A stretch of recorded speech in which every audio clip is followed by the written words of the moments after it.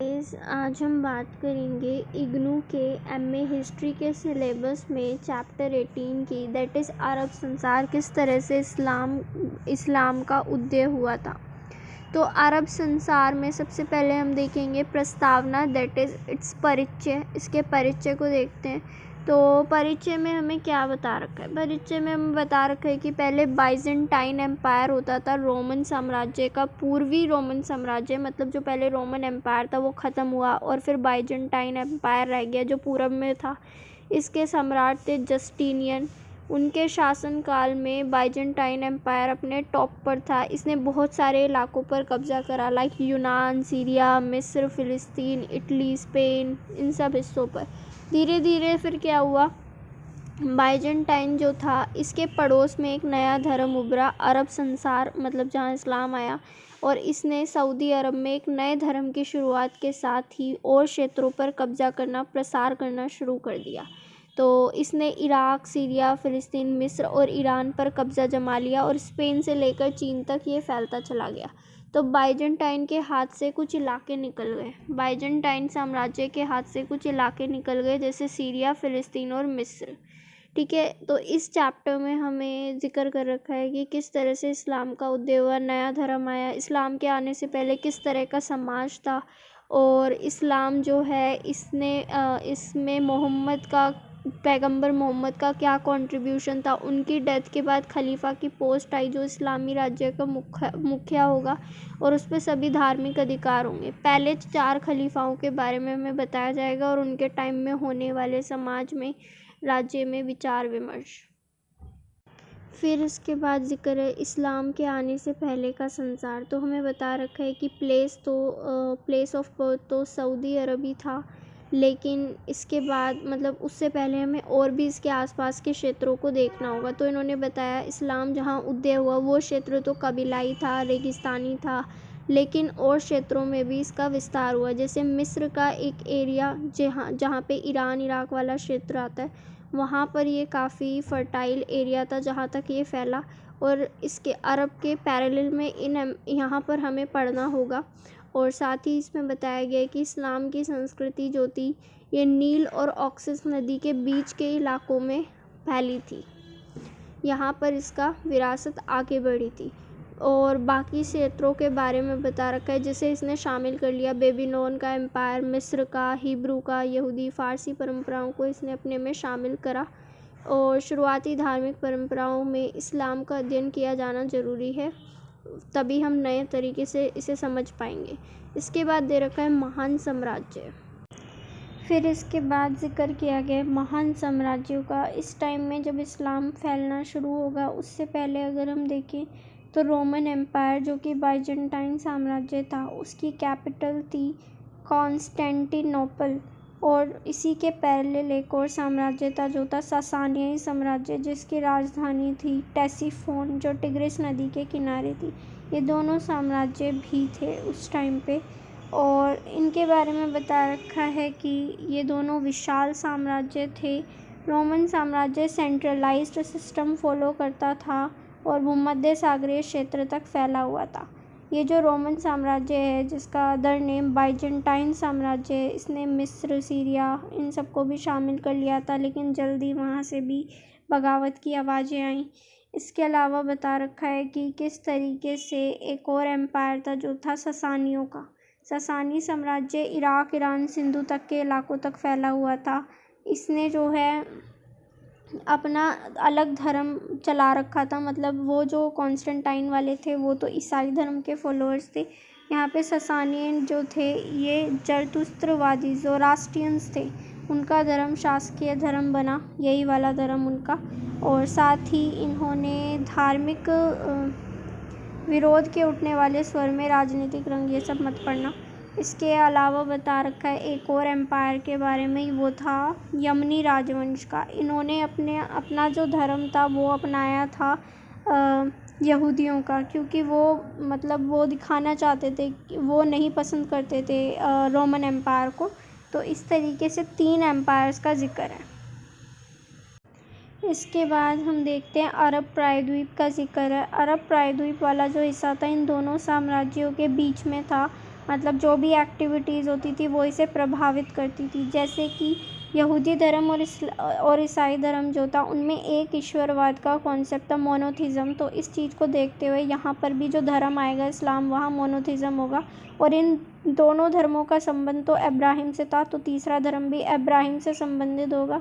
और एक पैगंबरी परंपरा यहाँ पर चालू होगी। जैसे माना जाता है कि पाप वगैरह बढ़े तो एक इंसान को पैगंबर के तौर पे एज गॉड मैसेंजर भेजा गया था। सेम इस धर्म में भी देखने को मिलेगा।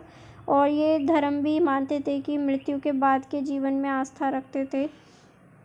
इसके अलावा हर व्यक्ति की एक नैतिक जिम्मेदारी होती है और एक धार्मिक ग्रंथ होना चाहिए, ये सब धर्मों में होगा। और धर्म और राजनीतिक सत्ता के बीच संबंध होंगे। और इसी तरह से इस पार्ट में अरब प्रायद्वीप में ज़िक्र देखने को मिलेगा जैसे बाकियों का था। इसके बाद हम देखेंगे इस क्षेत्र का कबीलाई समाज। इसके बाद यहाँ के कबीलाई समाज का जिक्र किया गया है। बताया गया है कि जो 1000 BC थी, 1000 BC में इस क्षेत्र में कुछ घुमंतू लोग रहा करते थे और वो गधे पालते थे। बाद में 1100 आया तो यहाँ पर ऊँट पालना शुरू हुआ। जब यहाँ पे ऊँट पालना शुरू हुआ तो ये बहुत फ़ायदेमंद हुआ, क्योंकि ये जो ऊँट थे 160 किलो तक बोझा उठा सकते थे, 40 किलोमीटर पैदल चल सकते थे, 8 दिन तक बिना पानी पिए और 57 डिग्री सेल्सियस तक का टेम्परेचर झेल सकते थे। तो ऊँट जो थे बहुत फ़ायदेमंद हुए जब यहाँ पर यूज़ होने शुरू हुए। और क्योंकि वो मरुभूमि भी थी इसलिए ऊँट के दूध का और चमड़े का भी यूज़ किया जाता था पशुपालन व्यापार करने में। ये जो ऊँट थे इनको चलाने वाले जो बंदे होते थे ये थे बद्दू। ये जो थे एक जगह पर बसे हुए लोगों को, मतलब कहीं भी जाते थे डाका डालते थे। डाका इन द सेंस कि वहाँ पर जाकर बस जाते थे, ज़बरन बस जाना ये भी हो सकता है। ऊँट पर चढ़कर ये कबीलाई वस्तुओं पर धावा करते थे, उनसे नजराना वसूलते थे। और ये व्यापार और सैनिक सहायता भी उपलब्ध कराते थे व्यापारियों को अपनी प्रोटेक्शन के लिए। ऊँट पालने वाले ये जो लोग थे ये अपने आप को अरबी कहा करते थे और ये जहाँ भी बसते थे वहाँ पर अपने को अरबी ही कहा करते थे। ये जो बद्दू थे ये किसी मरुभूमि पर ज़बरन कब्ज़ा कर लेते थे और वहाँ रहते थे इस तरीके से। और ये बस्तियों में एक सामाजिक संगठन बन गया था। इनके परिवार एक दूसरे से अलग थे, मतलब ये जो बद्दू थे, और ये बद्दू जो थे एक बड़ा कुनबा बनाते और ये कुनबा मिलकर कबीला बनाती थी।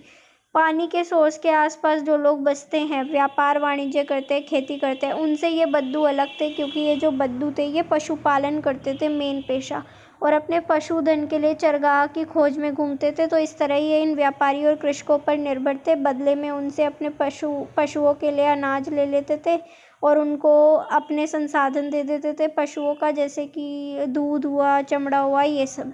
इन दोनों समुदायों की जीवन शैली आपस में एक दूसरे से इस तरीके से जुड़ी हुई थी। बाकी किसान वगैरह से ये अनाज, खजूर, हथियार कुछ ले सकते थे और बदले में ये अपना कुछ देते भी थे। यदि उनके बीच कोई समझौता हो जाए तो उन्हें परमानेंट प्रोटेक्शन भी दे दिया करते थे। ठीक है, इसके बाद बता रखा है ये जो घुमंतू लोग थे उनके लिए कबीला बहुत इम्पोर्टेंट होता था। वो कबीले के बिना नहीं रह सकते थे और कबीले में एकता की भावना होती थी और ये मानकर चलते थे कि हम लोगों का एक पूर्वज है। और हर कबीला अपने आप में एक सुप्रीम होता था, सॉवरन होता था, किसी बाहरी सत्ता का उस पर कोई कंट्रोल नहीं होता था। और कभी कभी जो ये थे कबीले टूट भी जाते थे, कहीं छोटी छोटी इकाइयों में भी बँट जाते थे। और व्यापार, पशुचारण, कबीलों या बस्तियों पर हमला उनका मेन काम था। व्यापार करना, पशुचारण करना या हमला करना बस्तियों में जाकर। किसी भी व्यक्ति की पहचान उसके कबीले से की जाती थी। इस तरीके से इनमें एकता का भाव था। अपने कल्याण को कबीले का कल्याण मानकर चलते थे लोग। एक पर अटैक होगा मतलब कबीले पर अटैक होगा। और इनमें जो कबीले होते थे इनका एक प्रमुख बंदा होता था जिसे सैयद कहा जाता था। ये जो सैयद था ये पूरे कुनबे का महत्वपूर्ण व्यक्ति था और अपनी बुद्धि के लिए, साहस के लिए, उदारता के लिए जाना जाता था। उसको पद मिलता था और ये ही निर्णय लेने का काम करता था। उसकी सत्ता नैतिकता पर बेस्ड थी और वो सभी के लिए निर्णय लेता था। इसके बाद जिक्र है मर्दानगी का। इनकी मर्दानगी का मतलब होता है ये बहादुर होंगे, संकट में धैर्य रखेंगे, बदला लेने के लिए तत्पर रहेंगे, कमज़ोरों की रक्षा करेंगे, मजबूती से मुकाबला करेंगे। इस तरीके से मर्दानगी बताया गया, बद्दुओं का आदर्श। इसके बाद बताया गया है अरब में राजनीतिक एकता इन कबीलाओं की वजह से संभव नहीं थी, क्योंकि ये आपस में एक दूसरे से भिड़ेंगे, एकता नहीं होगी। तो पैगंबर मोहम्मद के आने के बाद, इस्लाम के उदय के बाद ही यहाँ पर एकता देखने को मिलेगी। इसके बाद एक बार हम जरा इस्लाम का उदय देख लेते हैं, इस्लाम कैसे फैला फूला। ज़िक्र किया गया है कि ये जो पैगंबर मोहम्मद थे, उन्होंने मदीना की मरुभूमि में इस्लामी राज्य की स्थापना की थी और कबीलाई समस्याओं को सुलझाने के लिए इस्लाम की स्थापना हुई थी। इसके बाद ज़िक्र है पैगंबर मोहम्मद का और उनके संदेशों का। तो उनके संदेशों की अगर हम बात करें तो मेन यही था कि सौहार्द और एकता कायम करना, इसलिए उन्होंने भाईचारे का सिद्धांत दिया था। ये भाईचारे को बढ़ावा दिया गया लोगों के अंदर। इसके बाद बता रखा है कि पैगंबर मोहम्मद का जो जन्म था वो एक ऐसे परिवार में हुआ जिसमें उनकी जन्म के साथ ही पिता और माता दोनों की डेथ हो चुकी थी और उनके दादा ने शुरू में उनको पाला, लेकिन दादा के बाद उनके जो चाचा थे अबू तालिब, उन्होंने उनका पालन पोषण करा।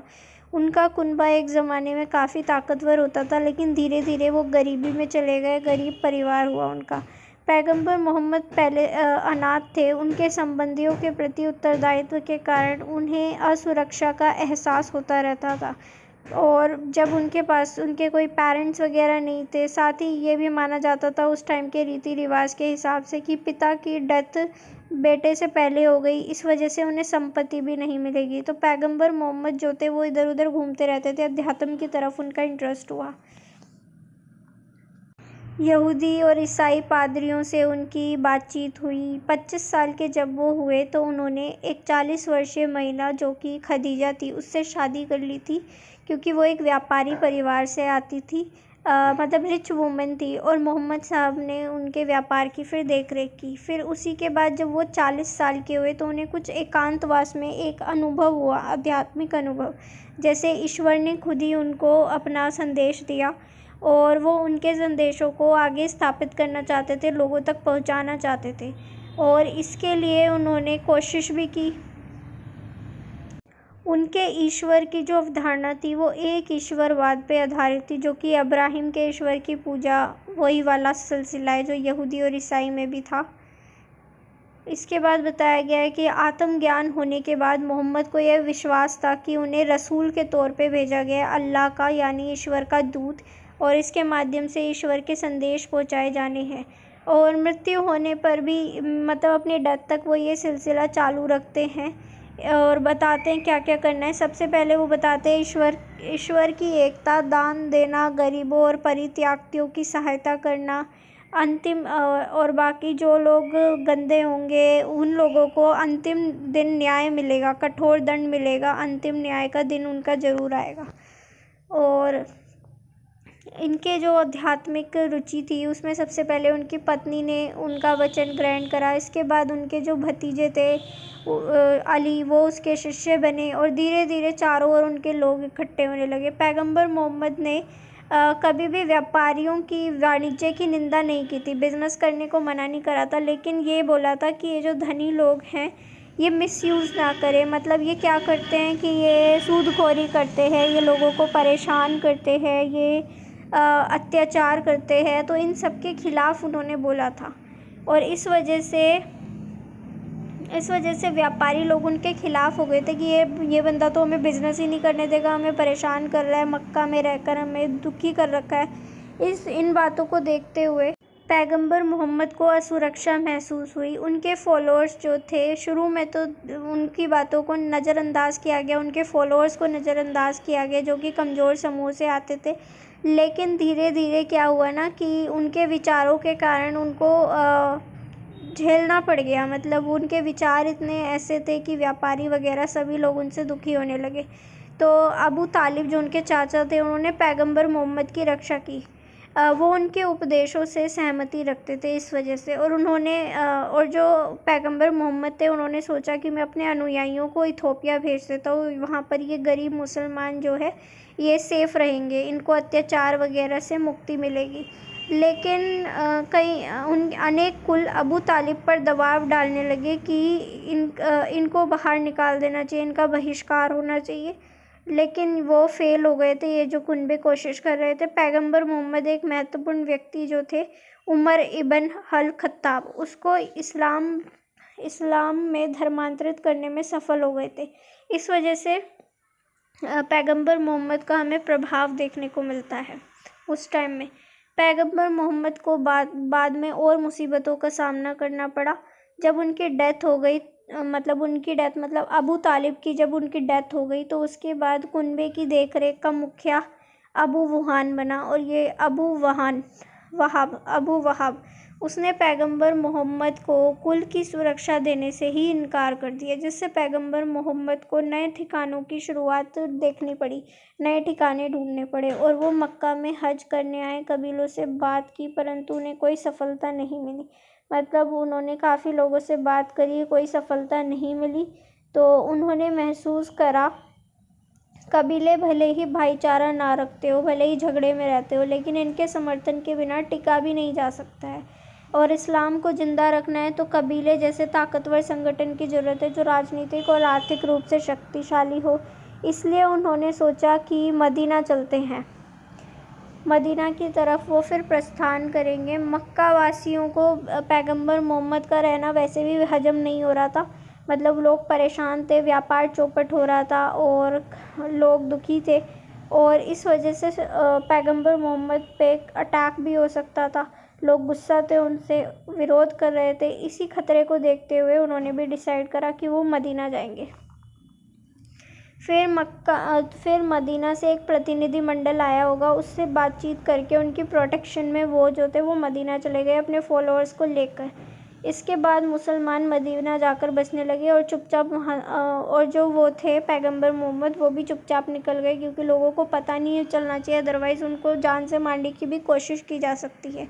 तो 24 सितंबर 622 को वे मदीना पहुँचे, और इसी साल को हम इस्लामी कैलेंडर की शुरुआत मानते हैं, जिसे हिजरी कैलेंडर के नाम से जाना जाता है, हिजरी कैलेंडर। इसके बाद हम देखेंगे इस्लामी राज्य की नींव।